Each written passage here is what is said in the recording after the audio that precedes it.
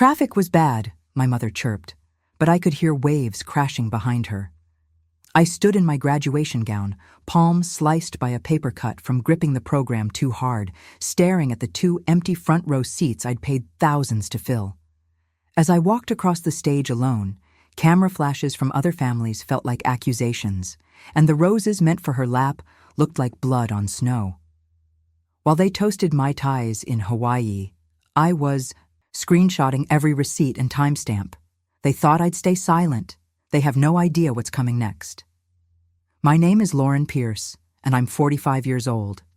Between raising my 2 children and taking night classes, my days start at 4 a.m. with the quiet hiss of brewing coffee in our modest kitchen. My parents, Ruth and George, taught me that education was everything, though their praise always came with conditions. Straight A's weren't enough without extracurriculars. Dean's List meant nothing without networking. My son Mark and daughter Amy watch me highlight textbooks at the kitchen table, my old habit of keeping every receipt and email now more useful than ever. When Mother called about my upcoming graduation, her laugh had that familiar edge, the one that always preceded what she called family jokes. Just like the metal library chair where I first promised myself I'd finish college, her words felt cold and hard. But let me start from the beginning. The week of graduation felt different from the start. Maybe it was the brass band practicing Pomp and Circumstance in the misty courtyard, or maybe it was watching the venue staff arrange those neat rows of chairs. You know that feeling when something big is about to happen? Like the air gets thick with possibility? These 2 seats right here are reserved for your parents, the venue coordinator said, pointing to the front row. She was one of those efficiently cheerful types, clipboard in hand. Premium viewing angle for photos. I ran my fingers over the name cards. Mother of Lauren Pierce and father of Lauren Pierce. The fancy cardstock felt expensive, important. Have you ever touched something so ordinary that suddenly felt like it meant everything? Back in my car, I pulled out my phone and checked my organizing app for the 100th time. 3 months of overtime shifts had paid for everything. Their round-trip flights, confirmed. The boutique hotel downtown, confirmed. Even the rideshare services I'd pre-booked to shuttle them around, confirmed. I'd left nothing to chance. Mother's response to my final itinerary check was just a palm tree emoji. Strange choice, but that was Mother, always with her little mysteries. Father's thumbs up came an hour later. Classic him, minimal effort required. The rehearsal walk across the stage that morning made everything feel real. The announcer practiced names with this deep, formal voice that echoed through the empty auditorium. Lauren Marie Pierce, he boomed, and I imagined my kids, Mark and Amy, cheering from their seats. They'd been so proud, watching me study all these years. I slipped into the powder room to touch up my makeup. The air smelled like hairspray and nervous energy. You could practically taste the anticipation. Other soon-to-be graduates were fixing their caps, their hands shaking just like mine. In the mirror, I looked at myself, really looked, and made a promise to that younger version of me who'd given up college the first time around. "Tonight's the night," I whispered, applying a fresh coat of lipstick. No more waiting for their approval. My phone buzzed. I switched it to vibrate and tucked it into the pocket I'd sewn into my graduation gown myself. The black polyester material smelled like rental cleaning solution and starch, but I wore it like armor. "They're coming," I told the usher when he asked about my empty seats. He nodded, probably used to anxious graduates making excuses. The doors opened, and families started flowing in like a warm tide. Kids with balloons, grandparents moving carefully down the aisles, parents clutching bouquets and cameras. But those 2 front-row seats stayed empty. The brass band struck up the processional music, right on schedule. We lined up in the hallway, all of us in our matching robes, ready for our moment. That's when my phone vibrated against my hip. My stomach clenched. You know that instant when you just know something's wrong? I pulled out my phone just as the line started moving forward. Mother's name lit up the screen, and behind me, I could hear the first names being called, the first rounds of applause. "Lauren? Honey? My mother's voice sparkled with that artificial sweetness she used when she was about to deliver bad news. But it wasn't her tone that made my blood run cold. It was the rhythmic crash of waves in the background. "Where are you?" I managed to whisper, though I already knew. Already felt the truth settling like lead in my stomach. "Oh, the traffic is just terrible," she laughed, light and breezy. A seagull screeched somewhere behind her, punctuating her lie. We might be a teensy bit late. From somewhere near her, I heard ice cubes clinking in what could only be my father's signature afternoon cocktail, followed by his low chuckle. You know that sound when someone's laughing at a joke, but you're the punchline? Move along. "Dear!" The faculty marshal touched my elbow, gesturing toward the aisle where my row was already standing. "It's time." My fingers clenched around the graduation program so tight the edge sliced into my palm. A paper cut. Such a small pain compared to what was spreading through my chest. But I welcomed it. At least it was honest. Have you ever noticed how time can stretch like taffy in moments of humiliation? How every step can feel like walking through molasses? That's how it felt, moving down that aisle toward the stage. The heavy graduation gown swished against my legs, each step echoing in my ears like drum beats. "Lauren Marie Pierce," the announcer called, his voice filling the auditorium. I crossed that stage, my heels clicking against the polished wood. This was supposed to be my moment, the culmination of countless late nights studying after the kids were in bed, of bus rides, spent memorizing formulas, of early mornings reviewing notes over cold coffee. Instead, all I heard was silence where proud parents should have been cheering. Camera flashes popped from the audience, other families capturing their graduates' moments. Each burst of light felt like an accusation. Here's Lauren, walking alone. Here's Lauren, whose parents chose Hawaii. Here's Lauren, who wasn't worth staying for. The diploma folder they handed me felt paradoxical, so light it might float away, yet heavy enough to anchor a ship. I forced my lips into what I hoped looked like a smile for the official photographer. My mouth tasted like salt, and for a second I almost laughed at the irony. At least I knew where all that salt water really was, about 2,500 miles away on a beach in Hawaii. Walking back to my seat, I passed those 2 empty chairs in the front row. The ones with the fancy name, cards I'd admired just hours ago. My phone buzzed again, probably my mother sending another excuse. I checked it. My "Where are you?" text showed as delivered but unanswered. The bouquet I'd bought that morning sat on my chair, red roses, Mom's favorite. I'd imagined her holding them, beaming up at me as I walked across the stage. Now they just looked garish against the empty seat, like blood on snow. You know what's funny about betrayal? It doesn't always come with dramatic music or shocking revelations. Sometimes it arrives with the gentle sound of waves and the clink of ice in a glass, wrapped in a lie about traffic. My phone screen lit up with their perfect paradise. There was my mother, designer sunglasses perched on her nose, lounging by an infinity pool that bled into the Pacific.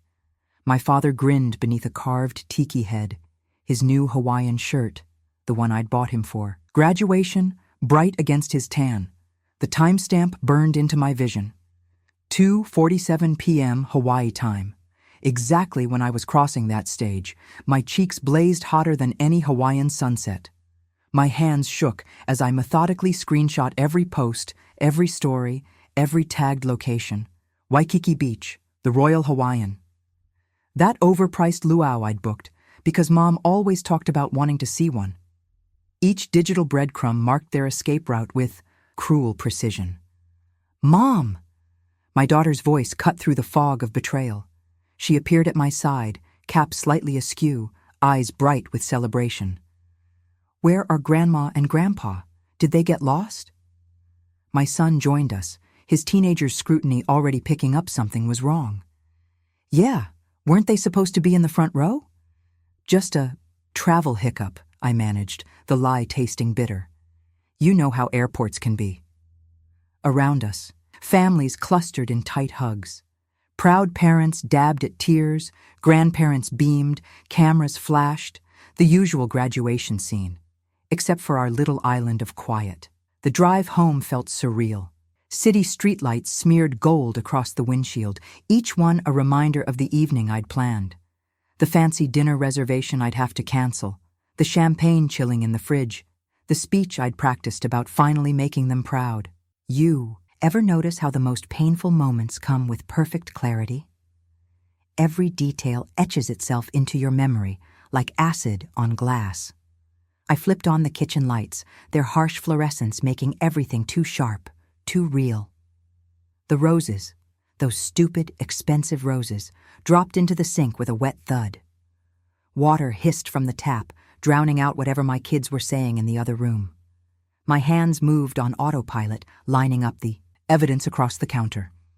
First-class plane tickets, $2,147. 4 nights at the Hilton Hawaiian Village, $3,200. His new suit, $425. Her cocktail dress, $389. The luau tickets, the airport transfers, the spa package I'd added because you deserve to relax, Mom. All non-refundable. All charged to my credit card. All part of their perfect escape plan. My laptop screen glowed with the itinerary I'd printed for them. That damning non-refundable warning highlighted in yellow. The doorbell's chime made me jump. These are left from Emily's party. Mrs. Henderson from next door held out a plate of chocolate cupcakes, perfect swirls of frosting topped with silver sprinkles. Your parents must be exhausted from all that traveling. I saw the car service pick them up this morning. I nodded, the motion so practiced it felt like a puppet string being pulled. Thank you. They're resting. Back inside, my phone buzzed. Mom again. Having the most amazing time. Wish you could see this sunset. Another picture loaded. My parents on the beach, my ties in hand, backdropped by a sky painted in oranges and pinks. Posted 3 minutes ago. My finger hovered over the image. That dress she wore, I'd helped her pick it out. Perfect for graduation, she'd said. Everyone will see how proud I am. The cupcakes sat untouched on the counter, their sprinkles catching the kitchen light like tiny accusations. Each one a reminder of the lies I'd have to keep telling. Each one a mirror reflecting back the daughter who wasn't worth staying for. I opened my messages, scrolling past the dozens I'd sent this morning. Just checking you got your boarding passes. Can't wait to see you. The weather's perfect here. Each one marked read with no response. You know what hurts worse than a lie? The moment you can't pretend it's anything else. My phone lit up like a Christmas tree gone wrong. Mom's messages rolled in, each one a perfect mix of denial and blame. Don't be mad, sweetie. You know how these things happen. Your father really needed this rest. The doctor said so. You're being too sensitive about this. It's not like you're a real graduate student. I stood in my kitchen, still in my graduation clothes, staring at those blue bubbles. Each one felt like a tiny slap. You know that feeling when someone's rewriting reality right in front of you? Like they're painting over a window and telling you it was always a wall? Dad's message was the cherry on top. You should be grateful we used your bookings. Would have been a waste otherwise. My hand trembled as I wiped down the counter, methodically erasing the water rings from where I'd dumped those roses.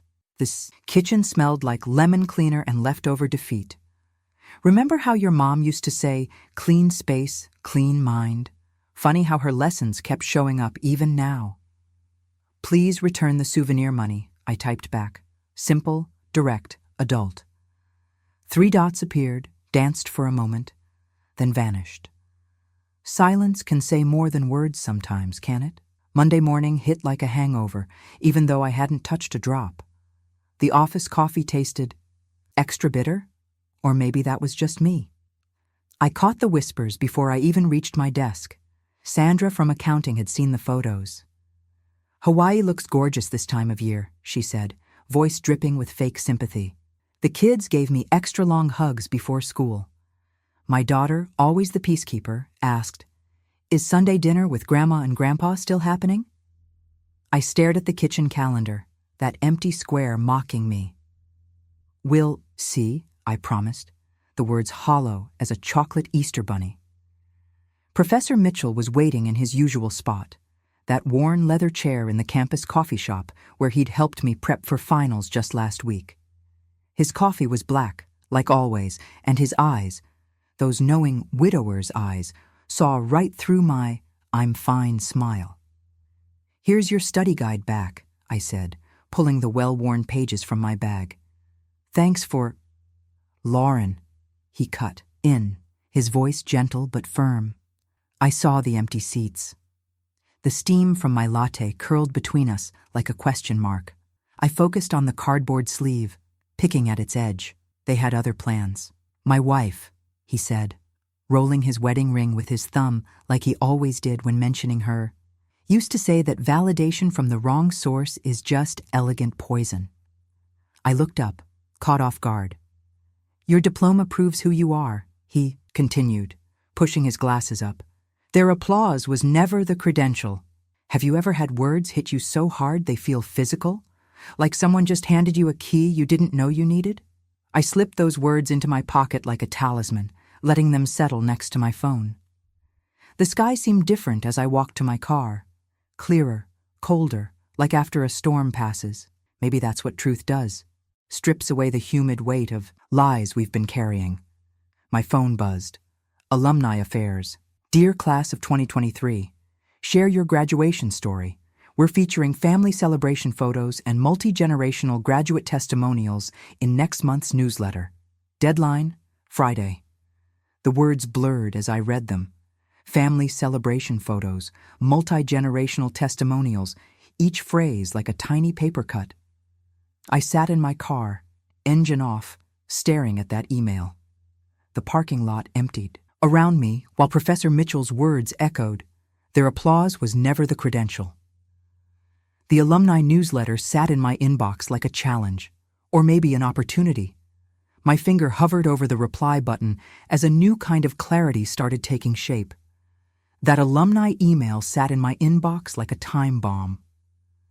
"Share your graduation story." The exclamation point felt like it was mocking me. You ever notice how those things can cut deeper than periods sometimes? I clicked through the attached photos from previous features. All smiling families, 3 generations deep, arms around each other like some Norman Rockwell painting come to life. My stomach did that thing where it feels like it's trying to crawl up into your throat. The ticking started right then. Not a real clock, more like that countdown feeling you get when you know something's gotta give. Tick, tick, tick. Each beat, matching my pulse, keeping time with the cursor blinking on my screen. 2 weeks until publication. Photos due by Friday at 5 p.m. I glanced at my own graduation photos, just me and my kids, trying to smile brave. Then there were those 2 empty chairs in the front row, looking like missing teeth in an otherwise perfect smile. The bouquet I'd bought for Mom was probably still wilting in the kitchen sink, petals turning brown at the edges. "Dear Alumni Office," I started typing, keeping it professional. "Please send submission guidelines." My fingers hovered over the keys. Professor Mitchell's words floated back. Their applause was never the credential. Delete, delete, delete. The phone rang around dinner time, Mom's number lighting up my screen like a warning sign. I remember how my hand used to jump to answer her calls, trained by years of hoping for approval. Funny how habits die. Hard.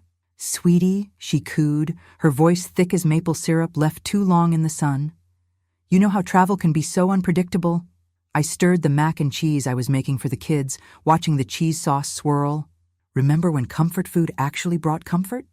"And there's always next time," she continued, while I thought about all the next times that had come and gone like seasons. "You're not still upset about that little mix-up, are you?" My daughter appeared at my elbow with her math homework, frowning at some fraction problem. I covered the phone. "Just a minute, honey." "Lauren?" Mom's voice sharpened slightly. "Are you listening?" "I need to help with homework," I said, surprised by how steady my voice sounded. "We'll talk later." The kitchen calendar watched me from the fridge as I walked my kids through their assignments. All those empty squares glowing, under the fluorescent lights, waiting to be filled, or maybe waiting to stay empty. Sometimes blank spaces tell their own stories, don't they? Later, after the kids were in bed, I sat at my desk with just the laptop's glow for company. The folder labeled Graduation was right there on my desktop. Every receipt, every confirmation email, every screenshot of their beach photos, all time-stamped and organized. I've always been good at keeping records. Mom used to joke that I should have been an accountant instead of going back for my degree. Always so particular about details, she'd say, like it was a flaw. The cursor blinked at me from a fresh email draft. Subject line, Alumni Feature Submission. What truth do you tell when there are so many to choose from? The truth about how I saved for months to fly them out? The truth about how they used my bookings for their vacation? The truth about standing alone on that stage? My phone pinged. Another email from the alumni coordinator. Don't forget, we're looking for those special human interest angles. Tell it in your own words. That's what makes these features so powerful. My own words. Now there was a thought. The ticking in my head got louder. Tick, tick, tick. Friday at 5 p.m. 2 weeks to publication. The cursor kept blinking, patient as a confessor. I opened my graduation folder and started scrolling through the screenshots. Each one was a piece of evidence I hadn't known I was collecting. Each timestamp told part of a story I hadn't planned to write. My finger hovered over new email, while my breath caught somewhere between my ribs. The truth was right there, organized in subfolders, waiting to be told. But which version? The one they'd crafted in their beach photos, or the one documented in my receipts? The alumni coordinator's words glowed on my screen. Best told in your own words. The next morning, my coffee maker gurgled like it was sharing my nerves. I had 2 draft emails open on my laptop. Kind of like having angel and devil on your shoulders, except both were telling the truth. Just different versions of it. The first draft read like a Hallmark card. Despite unexpected travel complications, my achievement represents years of dedication. You know the kind, where you sand down all the rough edges until nothing real is left? I'd gotten pretty good at that over the years. The second draft was different. Just numbers and facts. Flight confirmations, hotel bookings, timestamps of beach photos posted during the ceremony, the bare bones of betrayal laid out in black and white. Ever notice how raw truth hits harder than any dramatic flourish could? Steam curled up from my coffee mug while Professor Mitchell's words echoed. Their applause was never the credential. I traced the rim of my cup, remembering how he'd looked at me with those knowing eyes. When you've been widowed young, I guess you learn to spot the difference between real support and empty chairs. My kids' Post-it notes decorated the fridge like little yellow stars. Proud of you, Mom. Best graduate ever. Their handwriting was wobbly but honest. No hidden meanings, no subtle digs. Just pure pride. Looking at those notes, something clicked. You know that moment when you realize who you're really setting an example for? During lunch, I walked over to the alumni office. Ms. Rodriguez, the coordinator, had kind eyes behind practical glasses. We fact-check everything, she assured me, sliding the release form across her desk. And yes, our publication reaches all alumni, plus current, students' families, and our community partners. I thought about my mother's social circle while signing that form. The church groups, the charity committees, all those coffee mornings where reputations were polished or tarnished over banana bread. Funny how some people care more about how things look than how they actually are. Back home, there they were, roses on my doorstep. Pink ones, Mom's passive-aggressive favorite. The card read, "Let's move on," in her perfect penmanship. Remember when flowers were just flowers, not weapons wrapped in tissue paper? I set them next to the brochure I'd picked up after graduation. Custom framing, archival quality, gold leaf available. My diploma deserved better than the basement bargain frame I'd originally planned. Sometimes treating yourself well is the best revenge, isn't it? Evening settled in, like a cat getting comfortable. My laptop hummed, while I pieced together the email that would change everything. I started with the facts. On May 15th, I purchased round-trip tickets. Each detail clicked into place like puzzle pieces. The hotel confirmation, the ride-share receipts, the screenshots of their tiki bar selfies time-stamped during my ceremony. The story flowed from there, not angry, just accurate. How I'd saved for months. How the ocean waves crashed behind their traffic excuse. How I crossed that stage alone while they sipped Mai Tais.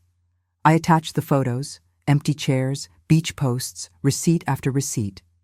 Everything documented, everything true.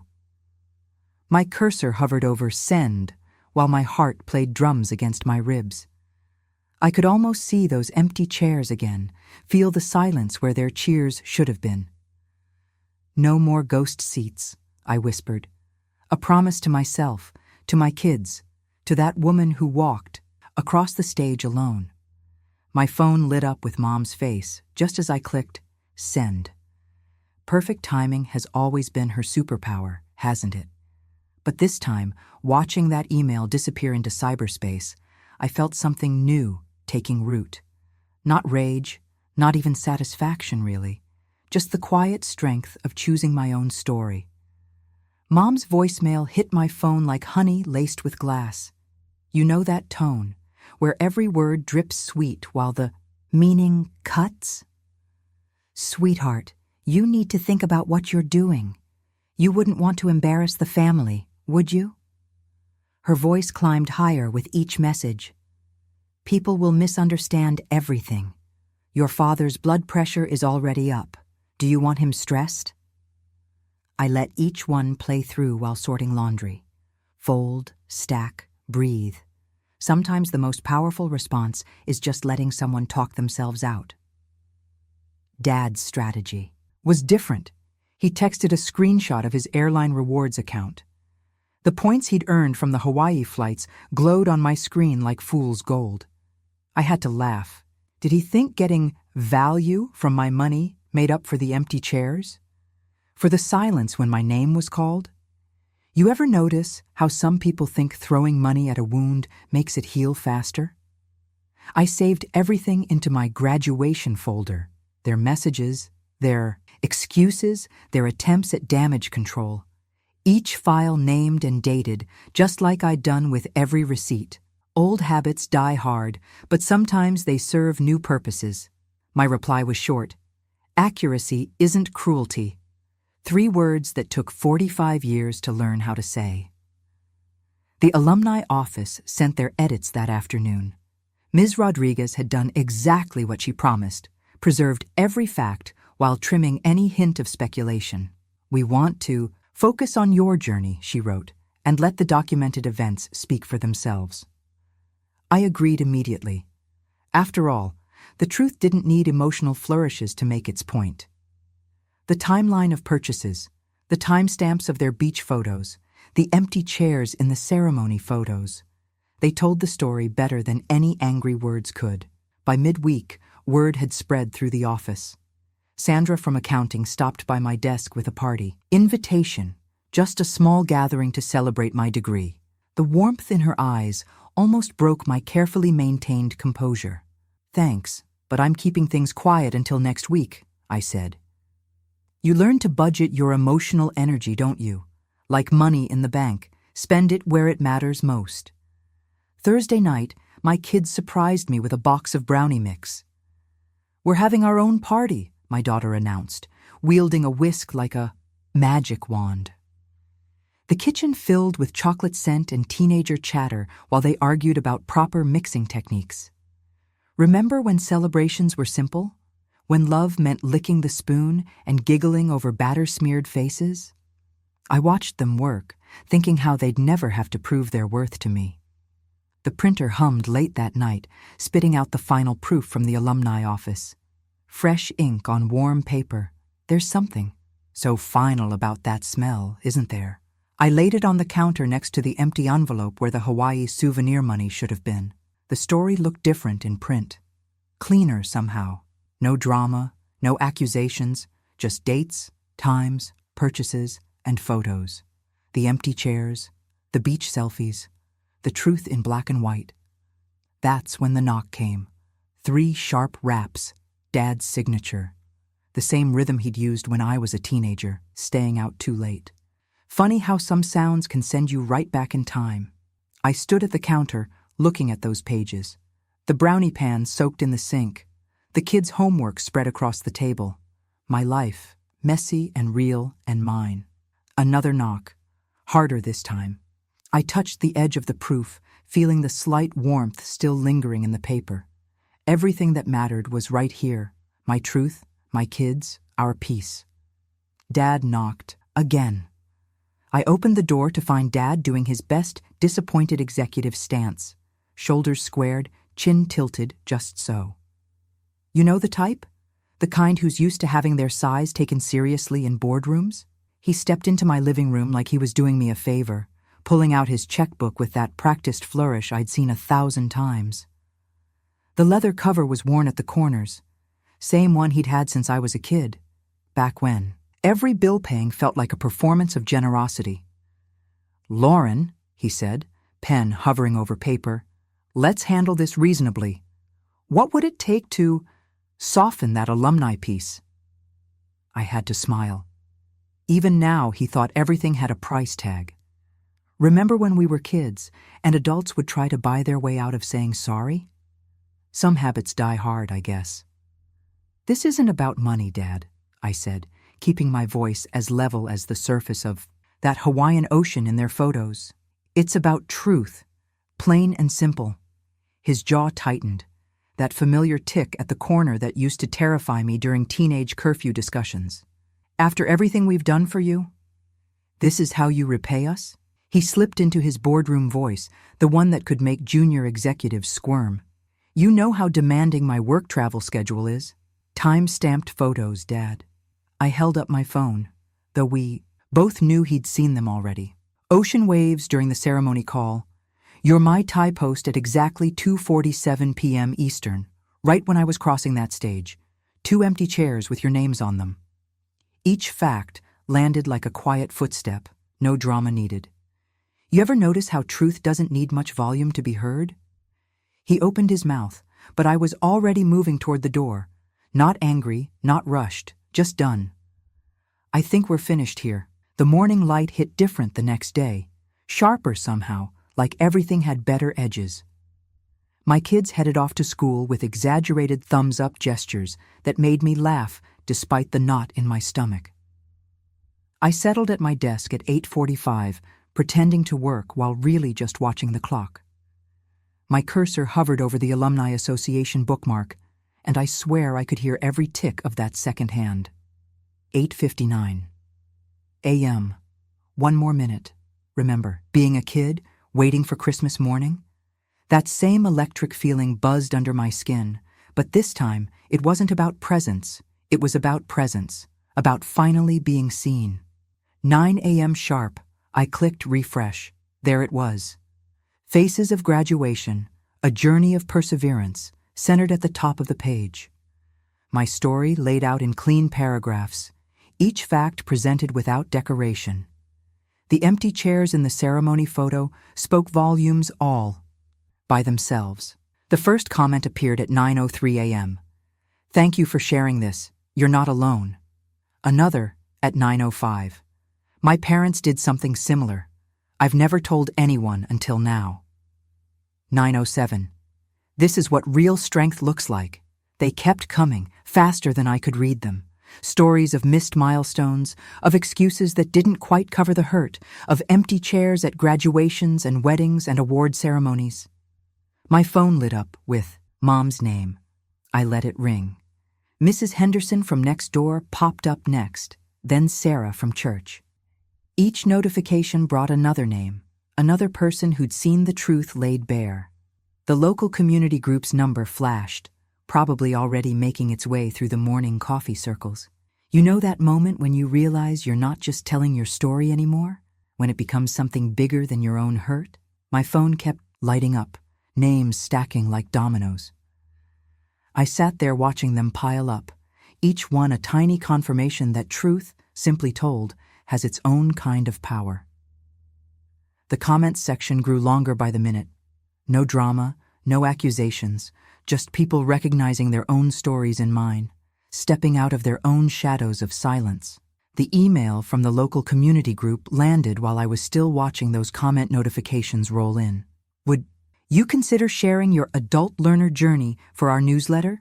Your story resonates with so many. Ever notice how kindness hits harder when you're braced for criticism? I met with Sarah, their coordinator, at the coffee shop near campus.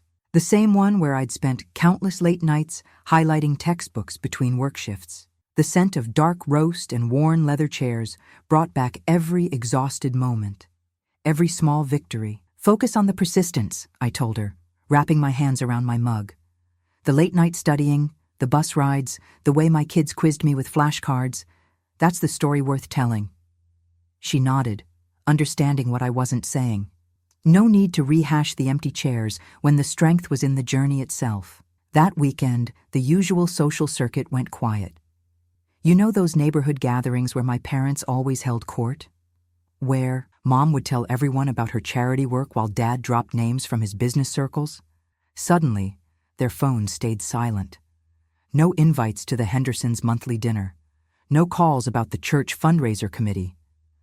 I was loading groceries when Jenny from my parents' prayer group texted, "Thought you should see this." She'd forwarded a thread from their social circle. Someone had quoted Mom's "traffic was bad" line right next to the alumni article excerpt. The responses were, well, let's just say sympathy has a short shelf life when faced with clear receipts. "I've defended Helen for years," one comment read, "always excusing her little jokes. Never again." Monday morning, I walked into the office and nearly tripped. There on the main bulletin board, right between the safety regulations and the birthday calendar, was a printout of the alumni feature. My coworkers had highlighted the part about night classes and working full-time. Sandra from accounting caught me staring at it. "We've all watched you studying during lunch breaks," she said, and started clapping. Others joined in as they passed through the hallway. You ever feel proud and mortified at the exact same time?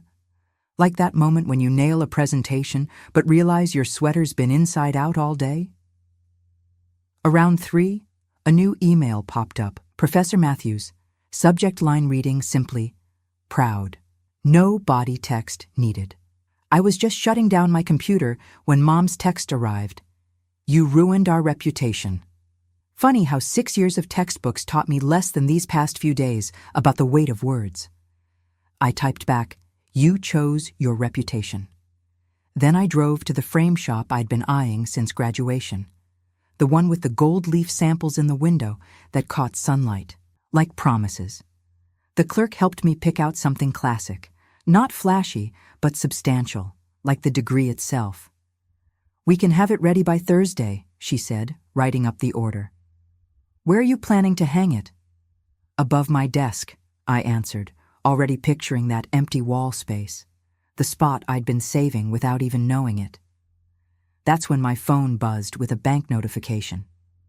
You know those automatic warnings about declined charges?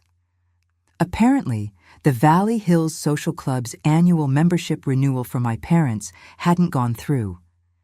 Now, I should mention this was the kind of place where the real business deals happened, where Mom organized her charity galas, where Dad played golf with potential clients. The kind of place where reputation was currency. I stared at that notification, thinking about all those years they'd insisted I keep funding their membership. "It's for the family name," they'd say. "Your children's future opportunities." The clerk was still waiting with the frame order. "Would you like to proceed with the gold leaf?" I thought about empty chairs and ocean waves, about diplomas earned in night class fluorescent light, about truth simply told. "Yes," I said, "the gold leaf, and please add the UV protective glass, because some things deserve to be preserved exactly as they are." Next morning, I was watering the front flowers when Sarah from 2 doors down speed-walked past, then doubled back like she just remembered something urgent. "Lauren, did you hear about the Riverside Charity Mixer?" She twirled her earbuds around her finger. Your parents usually host it, right? The committee's moving it to the Andersons' place. Something about... She searched for the right words. Optics? I kept my eyes on the petunias. Is that right? Helen must be beside herself. She lives for those mixers. Sarah leaned in, fishing for details. Haven't heard much about it, I said, straightening up. The morning sun felt good on my face. Beautiful day for gardening, isn't it? You know that look people get when they're dying to ask more but can't find a polite way? Sarah had it bad, but she just nodded and continued her power walk, probably planning which neighbors to tell first about my non-response. The frame shop bell chimed softly as I pushed open the door. Morning light streamed through the front windows, catching dust motes and making them dance. It smelled like wood polish and possibility. The craftsperson, Jerry, according to his name tag, treated my diploma like it was made of spun glass. He laid it on the workbench and pulled on white cotton gloves before measuring. Beautiful paper stock, he said, running a careful finger along the edge. We'll want to preserve that texture. He showed me different bevel samples, explaining how each one would catch the light.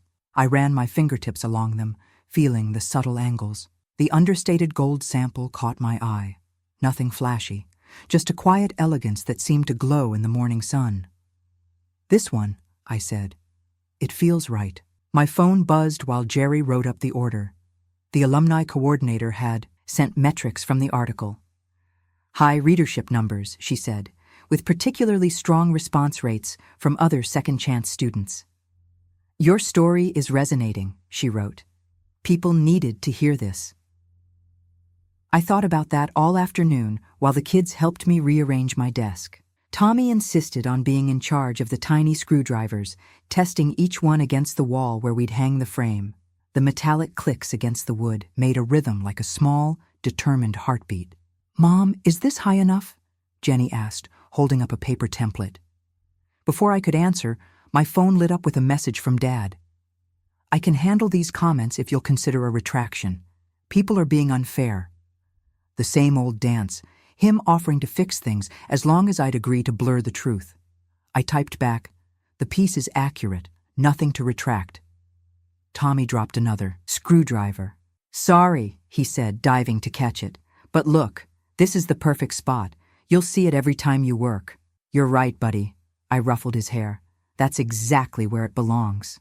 We hung the paper template, just a placeholder until the real frame was ready. The empty rectangle looked like a promise waiting to be kept. That's when my phone buzzed again. A news alert this time, from the local society page. Annual Pierce. Family Foundation luncheon canceled. Sources confirm deposits non-refundable. Mom's signature event. The one she'd been running for 15 years. The one that was supposedly sold out through next spring. I stared at that alert while Jenny and Tommy argued about whether the template was perfectly straight. The late afternoon sun slanted through my window, catching the gold paint sample I'd brought home from the frame shop.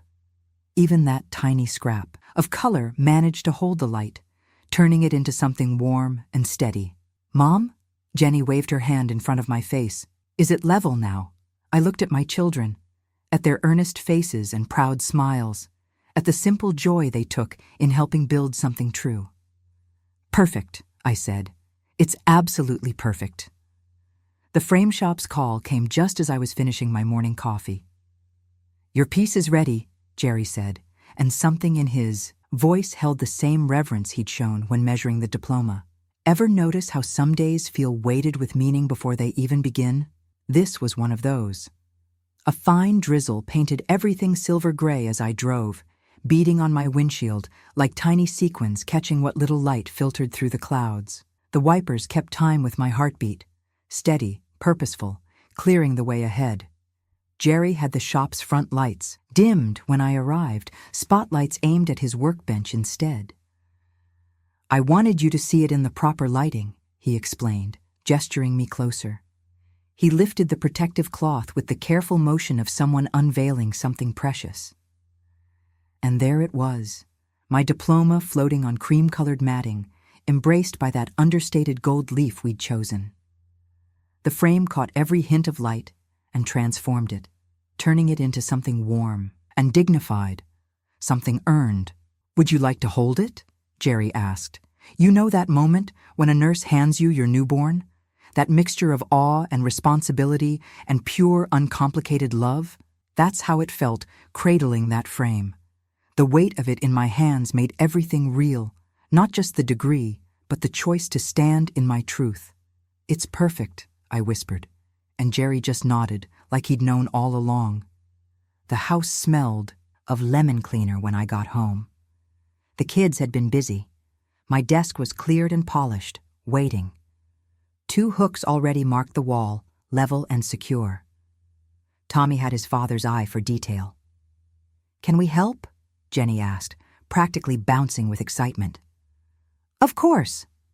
I set the frame down carefully and picked up my pencil to mark the final measurements. That's when my phone lit up with Mom's text. "You'll regret this when people forget you." The pencil paused against the wall. Jenny glanced at my phone, then at my face, her expression too knowing for 14. I typed back, "People don't forget truth." Then I turned my phone face down on the desk. "Okay," I said. "Let's make sure we get this centered perfectly." The frame felt like it was made for that space above my desk. We lifted it together, my children's hands steady beside mine as we guided it toward the hooks. I could feel my heartbeat in my fingertips, could smell the fresh wood and glass. The doorbell chimed. "I'll get it," Tommy called, already running. Sarah from next door stood on our front step, clutching a covered casserole dish. The same Sarah who'd been so eager for gossip just days ago.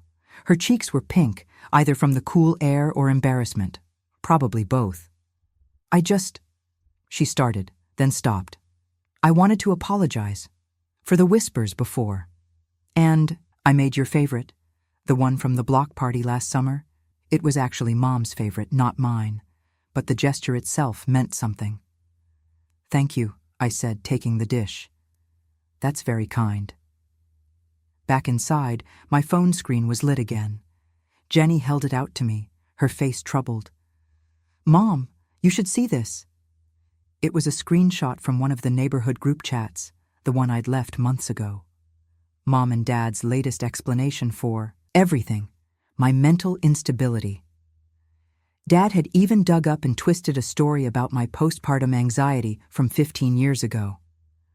My hand froze halfway to the frame, still hovering between the hooks and empty air. The gold leaf caught the afternoon light, steady and sure, while their words tried to tarnish everything they touched. I looked at that waiting space on my wall. Clean, ready, honest. Then at my children's faces, watching to see what truth looked like in action. Have you ever noticed how morning light hits different when you're finally ready to face it? This wasn't just another sunrise. This was the first morning of my new normal, and even the air felt cleaner somehow. The kids were at the kitchen table, spoons clinking against cereal bowls, but their eyes kept drifting to where I stood with the frame in my hands. Jenny had gotten up early to help me measure one last time, and Tommy had triple-checked the level. Now it was just me, the hooks, and that moment of truth. "Want help, Mom?" Tommy asked around a mouthful of Cheerios. "No, honey. This one's all me." The frame settled against my palms like it belonged there. I lined up the edges with our pencil marks, nice and slow, feeling the weight distribute evenly between my hands. When I pressed it onto the hooks, the click was soft but final, like the sound of a door closing on an old chapter. I stepped back and my breath caught. The morning light caught the gold leaf just right, making it gleam like sunlight on still water. My diploma floated there in its cream matte, every letter crisp and clear. No fancy script could outshine the simple truth of what it represented. Promises kept, especially to myself. My phone buzzed. The Alumni Association's weekly metrics. Our piece was trending again, this time, paired with the community group's Q&A about adult learner resilience. The comments section was a flood of similar stories, each one echoing what my professor had said about dignity being self-made. Speaking of echoes, the neighborhood grapevine was humming. Mom and Dad's carefully curated social circle had finally cracked. The country club, Their second home for 20 years had quietly declined to renew their membership. Their weekly bridge group dissolved. The charity luncheons Mom had ruled over for decades now had new leadership opportunities. One by one, the dominoes of their social standing toppled. It wasn't just reputation either. All those exclusive memberships, the complimentary upgrades, the social perks they'd leveraged for years, gone. Turns out, influence is a lot like credit. Once it's gone, all the old doors stay closed. A new email notification popped up. My professor's name in the subject line. Just 2 words. Keep building forward. The man never wasted words, but he always found the right ones. The morning air was cool and fresh through my office window. It carried that specific smell that comes after rain, when everything feels new and possible. I breathed it in deep, letting it fill my lungs while my eyes traced the frame's clean lines. You know what's funny about karma? It doesn't always roar. Sometimes it just quietly balances the books. I opened my bottom desk drawer, the one labeled Kept Receipts, and pulled out that empty souvenir envelope, the one they'd promised to fill with Hawaiian trinkets for the kids. I slipped it in behind the stack of airline confirmations and hotel bookings, then closed the drawer with a soft click. Not everything needs to be on display to matter. The glass in the frame caught my reflection as I straightened up. The woman looking back at me wasn't the same one who'd triple-checked those flight itineraries all those months ago. She stood straighter, smiled easier. My fingers traced the gold edge of the frame, feeling its subtle warmth where the sunlight touched it. All those years chasing their approval, and the answer had been so simple. Some light shines brightest when it stands alone. I heard myself say it out loud, soft but certain. Respect earned alone shines the brightest. Jenny's voice drifted in from the kitchen. Mom, you're gonna be late for work. Right on cue, my phone buzzed with another news alert about the latest charity event cancellation. I smiled at my reflection one more time, straightened my collar, and turned toward the kitchen. Time to get moving. But now I knew exactly which direction I was headed.